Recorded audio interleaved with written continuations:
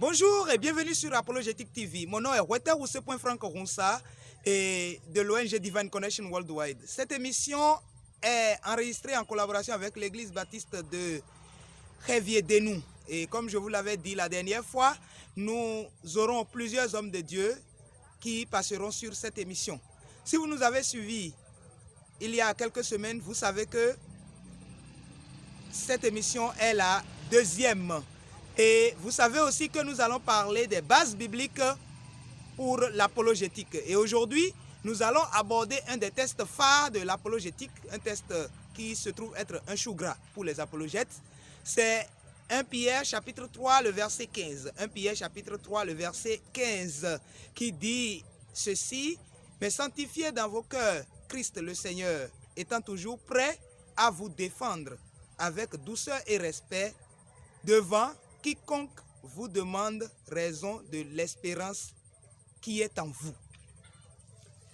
Dans ce test, nous aborderons 4 mots.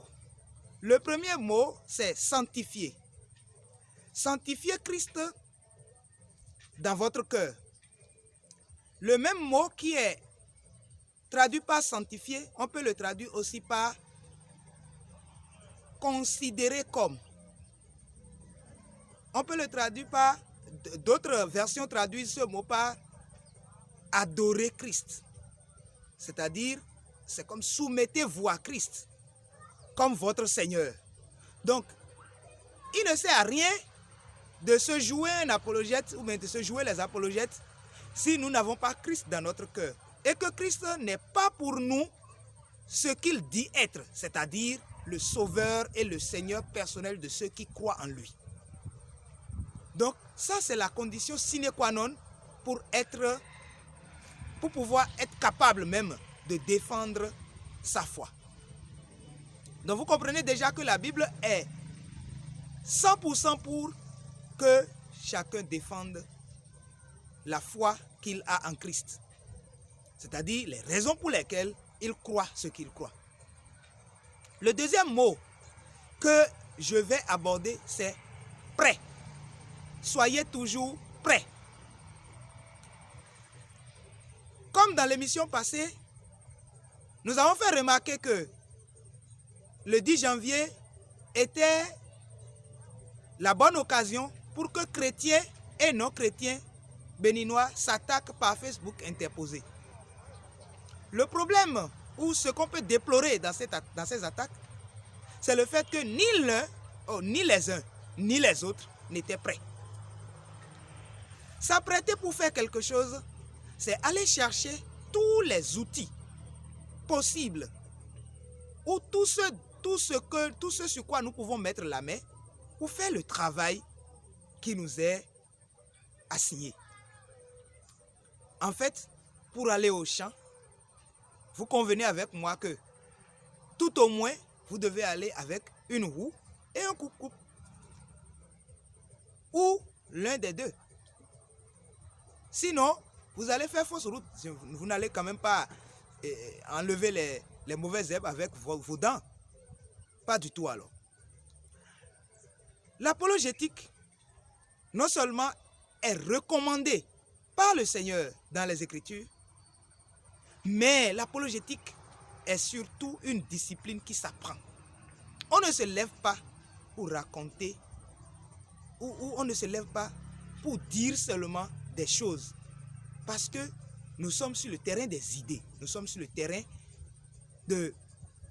Nous cherchons à convaincre. Et pour chercher à convaincre, il n'est pas question de juste répondre sur un coup de tête. Il faut être prêt. Le troisième mot, et c'est le mot phare d'ailleurs de ce passage, c'est le mot défense. Et en grec, c'est apologia. Apologia, beaucoup de personnes, surtout ceux qui parlent anglais, pensent que c'est comme le mot apologize, qui veut dire s'excuser. Et non, apologia vient du grec, qui veut dire défendre, se défendre. C'est comme se défendre devant une cour. Quelqu'un est accusé et il a quelque chose à dire pour sa défense. C'est bien cela, le verbe défendre, apologia. Donc, défendre sa foi pour le chrétien n'est pas si je veux, c'est un ordre, comme respecter les 10 commandements, comme respecter je ne vais pas dire les 10 commandements, mais je vais dire le nouveau commandement du Seigneur, c'est-à-dire aime Dieu plus que toute chose et aime ton prochain comme toi-même. Donc, c'est comme on dit, c'est ce que vous devez faire. Donc, c'est un devoir pour le chrétien de défendre sa foi. Mais il faut d'abord qu'il soit un chrétien authentique, donc quelqu'un qui sanctifie dans son cœur Christ le Seigneur, quelqu'un qui est prêt. Maintenant, le quatrième mot, ou le quatrième groupe de mots, c'est douceur et respect. Vous savez, c'est paradoxal. Quand on vous demande que quelqu'un vous attaque avec une machette à la nuque et que vous retournez pour lui demander, mais mon frère, ça peut quand même se régler à l'amiable. C'est paradoxal. Mais c'est ce que le Seigneur veut que nous fassions ici. Évidemment, les gens ne nous attaquent pas par machette tout le temps lorsqu'il est question d'apologétique. Mais par exemple, plutôt que d'aller sur le terrain des idées, les pseudo-apologètes qui s'opposent à nous, et même il y a des gens qui sont des pseudo-apologètes aussi, qui sont dans les rangs des chrétiens, font usage donc de la manipulation émotionnelle. Lorsque vous êtes injurié, lorsque, au lieu d'aller sur le terrain des idées, pour pouvoir parler des idées, vous êtes injurié, cela fait appel à votre émotion. Et vous vous levez aussi, vous insultez aussi en retour. Non. La Bible ne nous demande pas d'insulter quelqu'un qui a insulté notre Jésus. La Bible nous demande juste de lui montrer que ce Jésus qu'il a insulté là, qu'il le veuille ou qu'il ne le veuille pas, ce Jésus là est son roi. Il est son roi. Même s'il refuse qu'il est son Seigneur aujourd'hui là, il sera son juge demain. Et on va le lui démontrer. Maintenant, il y a deux catégories de personnes. Il y a les chercheurs de la vérité. Ceux-là sont sincères. Ils veulent avoir la vérité et rien que la vérité. Ils peuvent ne pas croire après avoir connu la vérité. Mais ils sont sincères et ils veulent avoir la vérité. Le deuxième type de personne, c'est celui qui a déjà son opinion. Et quel que soit ce que nous allons dire, il ne veut rien comprendre. Lui peut utiliser tous les moyens possibles pour vouloir nous convaincre ou pour vouloir nous faire changer d'avis ou nous faire dire, nous faire lâcher prise, je vais dire. Vous savez, dans le temps où l'apôtre Pierre écrivait ceci, ils étaient vraiment dans une grande persécution. Parce que l'empereur Néron a pris les chrétiens comme bouc émissaire dans l'affaire de l'incendie de Rome qui s'est déroulé un peu autour de juin 64 après Jésus-Christ. Cet incendie a emporté beaucoup de biens matériels, financiers, même les idoles et tout.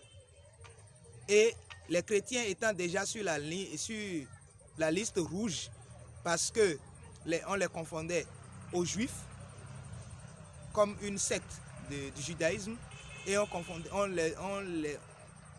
on les associait à des gens qui ne contribuent pas à la pérennisation de la culture romaine.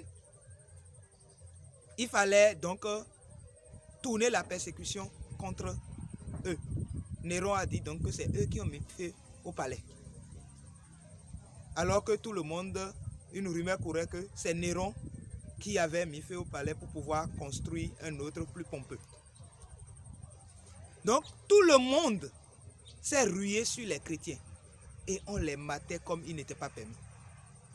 C'est dans ce contexte que Pierre dit que il faut toujours continuer à considérer Christ comme le Seigneur. Il faut être prêt, il faut se défendre et il faut le faire avec douceur et respect. Imaginez, respectez vos ennemis. L'un des plus grands défis que le chrétien a à relever. Chers amis, chers téléspectateurs, nous serons heureux de lire vos commentaires, vos questions, vos préoccupations sur WhatsApp, sur le plus 229 97 89 55 28 ou sous la vidéo en commentaire.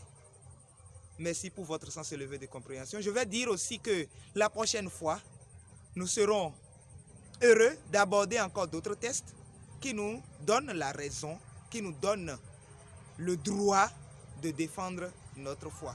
Et nous allons parler de comment nous pouvons le faire.